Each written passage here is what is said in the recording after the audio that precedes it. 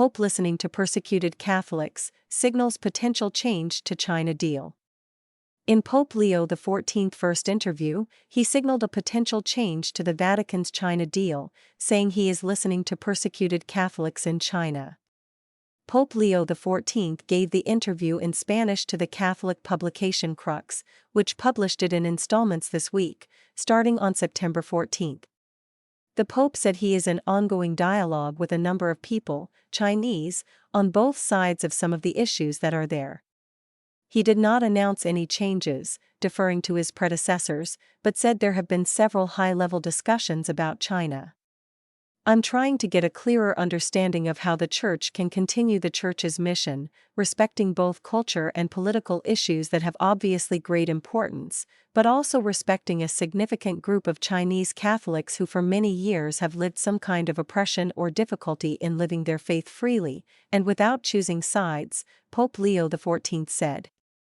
I'm certainly taking that into consideration, along with other experiences that I've had previously in dealing with Chinese people, in government as well as religious leaders and lay people. It's a very difficult situation.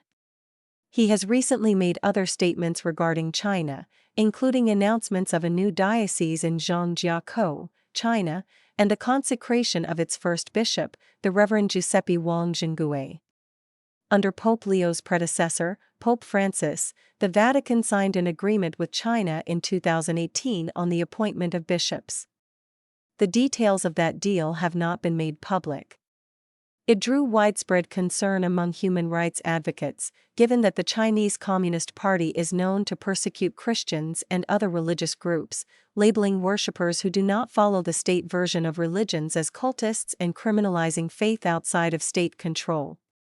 The CCP in 1955 detained the Roman Catholic Bishop of Shanghai for refusing to renounce papal authority, and he remained in prison for 3 decades. In October 2024, the Vatican and China renewed this deal, which the Church has signaled is needed to fill many empty episcopal seats in China.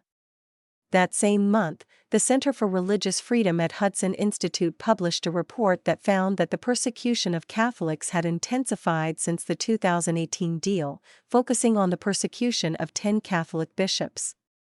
They include bishops who were wrongfully detained, some multiple times, and others who were disappeared.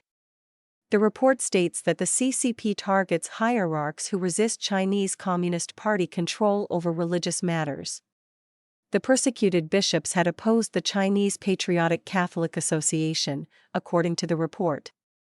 Membership would have required them to pledge independence from the Holy See, base sermons on Xi Jinping thought, the CCP leader's communist and political ideology, and be subjected to state supervision.